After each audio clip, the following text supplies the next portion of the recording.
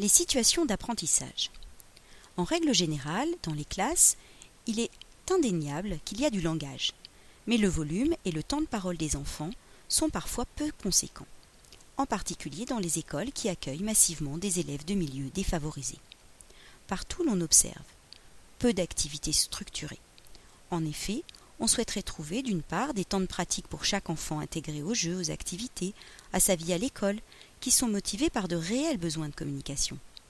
D'autre part, on observe très peu de moments dédiés au travail du langage, avec des objectifs langagiers clairement définis et adaptés au développement de chaque enfant. En effet, ces activités structurées permettraient une amélioration des conduites langagières et favoriseraient des prises de conscience sur ce qui est dit, comment on le dit, comment on pourrait le dire, comment on le comprend. On observe également peu ou pas d'interventions didactiques explicites. La plupart du temps, la mise en situation proposée par l'enseignant, à savoir échange en grand groupe ou dans un groupe restreint, ne permet pas la prise de parole de tous les enfants. Ce ne sont que quelques enfants, et souvent toujours les mêmes, qui s'expriment, tandis que les autres ne font qu'assister passivement à ces échanges. Tout se passe comme si faire s'exprimer l'élève signifiait le rendre capable de répondre aux questions devant les autres. Ce constat révèle que le langage des enfants est souvent suscité par une succession de questions-réponses ou de questions fermées, c'est-à-dire qui impliquent des réponses nominales ou par oui ou non. De plus, les interactions se déroulent majoritairement entre le maître et un enfant. On observe peu d'échanges entre enfants, sauf dans le cas des jeux libres et des ateliers, alors que la situation est rarement préparée par l'enseignant. La présence diffuse du langage oral est un leurre. Certains enseignants répondent y passer tout leur temps, parce qu'il y a du langage partout. Or, des pratiques réelles mais aléatoires ne peuvent tenir lieu d'enseignement. De manière trop fréquente, pour ce qui est de l'oral, l'enseignement du langage n'est ni programmé ni organisé, et le plus souvent les programmations ne sont qu'une reprise des textes des programmes sans aménagement adapté à la classe ou à l'emploi du temps. Tout se passe comme si faire s'exprimer l'élève signifiait le rendre capable de répondre aux questions devant les autres. Ce constat révèle que le langage des enfants est souvent suscité par une succession de questions-réponses ou de questions fermées, c'est-à-dire qui impliquent des réponses nominales ou par oui ou non. De plus, les interactions se déroulent majoritairement entre le maître et un enfant. On observe peu d'échanges entre enfants, sauf dans le cas des jeux libres et des ateliers, alors que la situation est rarement préparée par l'enseignant. La présence diffuse du langage oral est un leurre. Certains enseignants répondent y passer tout leur temps, parce qu'il y a du langage partout. Or, des pratiques réelles mais aléatoires ne peuvent tenir lieu d'enseignement. De manière trop fréquente, pour ce qui est de l'oral, l'enseignement du langage n'est ni programmé ni organisé, et le plus souvent les programmations ne sont qu'une reprise des textes des programmes sans aménagement adapté à la classe ou à l'emploi du temps. Les 4 objectifs des activités langagières. Premier objectif, l'expression. Chaque élève doit parler et s'exprimer. Or, pour parler, il faut avoir des sujets de conversation. C'est à l'école de les créer, car la libre expression, à partir des expériences extérieures à l'école, désavantage les moins favorisés.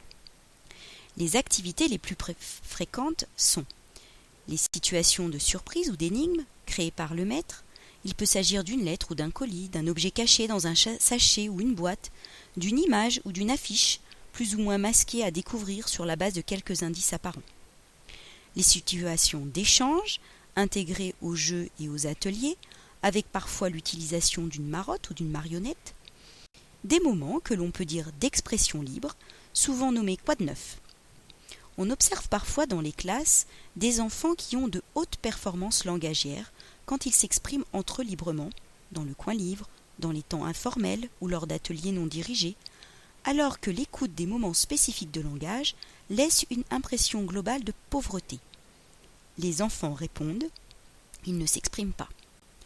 En sortant du registre affectif ou utilitaire banal de la vie quotidienne, les expériences proposées dans les divers domaines d'activité, dans un univers plus large et plus riche que celui de la maison pour nombre d'enfants, apportent un vocabulaire neuf et plus étendu, En ce sens, elles sont irremplaçables. Deuxième objectif, le langage d'évocation.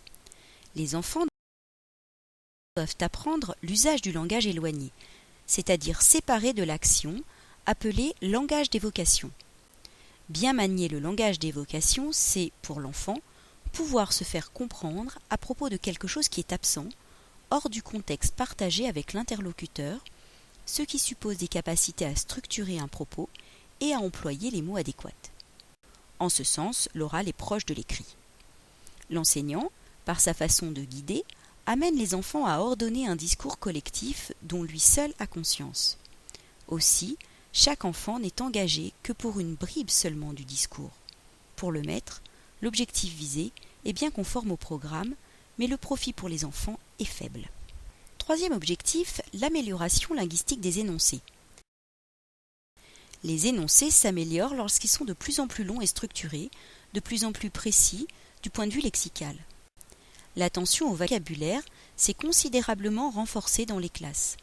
Les enseignants planifient des séances ad hoc, mais le choix des mots privilégiés reste aléatoire, plus souvent en fonction du thème en vigueur ou du projet de classe que référé à des critères de fréquence et donc de priorité pour les apprentissages. En matière de syntaxe, les activités de structuration restent rares. Le fait de se contenter de réponses courtes est en soi une limitation importante au progrès des élèves. L'enrichissement de la syntaxe suppose certes des corrections et une vigilance dès les premières formes émises, mais il requiert surtout l'incitation à produire des énoncés longs. Quatrième objectif, la compréhension, activité langagière invisible à travailler. La compréhension orale est une activité nécessaire et proprement mentale, mais invisible pour les enfants. Avec les plus petits, ou les enfants pour lesquels la langue française n'est pas la langue maternelle, la question est d'autant plus vive que le vocabulaire est réduit. Les enseignants doivent user de moyens non linguistiques, comme les gestes, l'intonation ou encore les mimiques, et de modèles pour se faire comprendre. Ils doivent aussi personnaliser l'adresse langagière, le langage à la cantonade n'étant pas d'emblée perçu comme destiné à chacun. Ce travail est inégalement pris en charge par les enseignants. Ils sont assez nombreux à s'en soucier autour des consignes, mais assez peu dans les autres situations. L'usage qu'ils font des illustrations pour soutenir la compréhension des textes lus est à mettre en relation avec le souci d'aider les élèves, mais l'absence d'explication reste dommageable.